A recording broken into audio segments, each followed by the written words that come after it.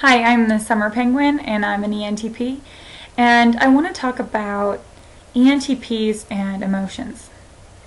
Um, Maybe I should start back when I was a child. So when I was a child, I was definitely very strong-willed. I had to have it my way. Since I was 2, I really felt like I was an adult and that I was ready for the world. Which I guess looking back at, it's rather funny. But I've pretty much carried that feeling with me all the time. I'm now 25 and still just the same as when I was 2. It's like I'm ready. Okay, I always feel like I'm ready and yet I don't. I guess it just depends I'm ready for what, right? I feel like I can do anything. And I've always felt like I could do anything. And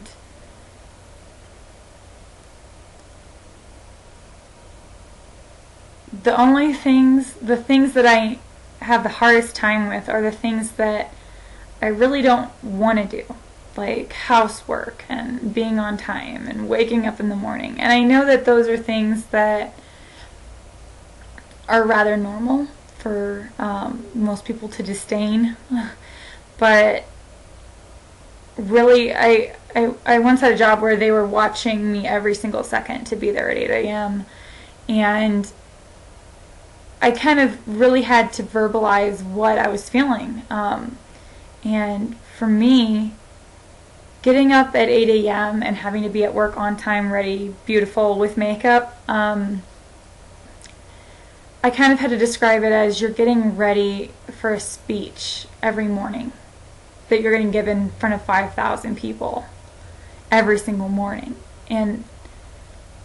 Or having to have a spreadsheet ready for some people by 8 a.m. with all the data and the tables. And for some people that's just like a speech and a spreadsheet. Like, no, I don't want to have that ready by the time I'm at work. But to me, that's how I feel when I have to have my makeup on in the morning. I know that's just horrible, but I don't normally wear makeup because I don't like spending 15 minutes on something that has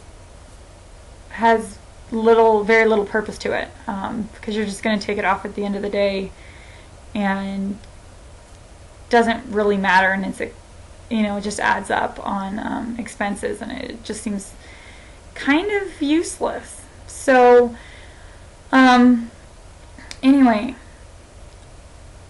emotions. So being very strong-willed, feeling like I can do anything except for the things I don't want to do. As I got older, it was really hard for me to realize that I can't do everything.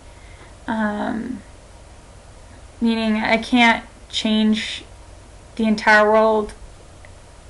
Okay, I could. If I could. I could. But anyway, that's what I'm trying to figure out right now, is how to change the world. But what I can't change is like housework and chores, like I was saying before. And I'm right now part of all these self-help type things that I listen to, and it's kind of more research and doing it, like Fly Lady, to help me figure out how to clean the house and keep it clean, which to some people is, some SJs, that's very easy, or why would that be hard? But I realized that when I go through my office and go through all the paperwork that I have, it's so hard for me to release any amount of information.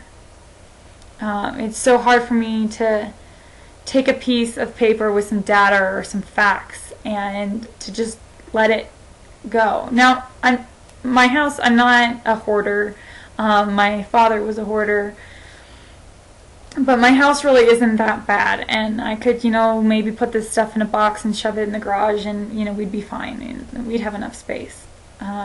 But being willing to let go of things that has some information that I could potentially one day need if the internet collapsed.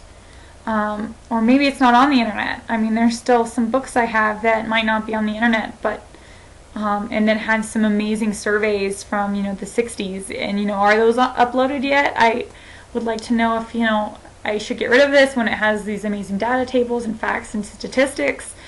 And there's another part of it. Anything that I've ever written down, any phrase, any idea, on all these little slips of paper, just like randomly chopped up pieces of paper, or just like written really big across all these different sizes and all these different things that I have a hard time letting go of, because I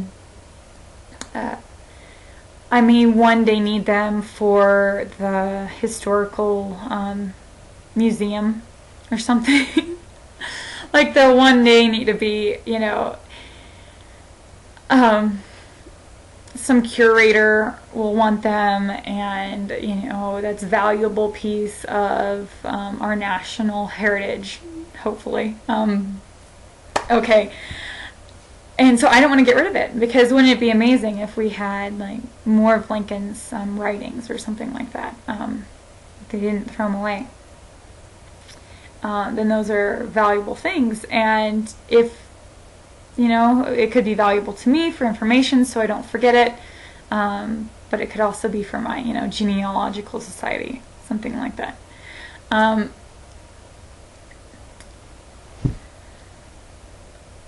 So when I'm dealing with all these things, it becomes harder, and so like an emotional process when I go to just clean my house. And I hate having to, I think like dishes even, the part I hate about dishes is just like the dirty part. If I could just take the clean dishes and put them away, it wouldn't be so bad. But at the same time, I'm just like, I could put that off and play Rummy Cube. And that's what I'll just normally play like a game and relax, because I really hate the emotion of being stressed out. And I'm constantly sitting there calming myself down. I can get pretty frustrated quickly, and I'll get frustrated quickly and then reason it out real quick and then calm back down. I'll normally kind of have an upfront frustration versus a pent-up frustration,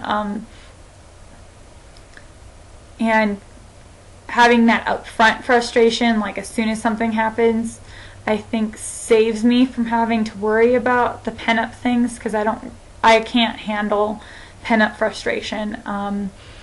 So pretty much if you're around me and there's an issue between us, I'm probably going to let you know. And if I don't let you know and I do have it, we probably don't talk very often, I'm guessing, because there's just so many things that relationships really tend to wear on me. And I tend to kind of avoid more of the relationships that tend to be more stressful. And that's not to say that if I avoid somebody that they're a stressful relationship, but sometimes I just avoid like pretty much all communication except my husband, because I just want to relax, and there's so much that just wants to relax and do nothing, after I've had a hard day's work or whatever.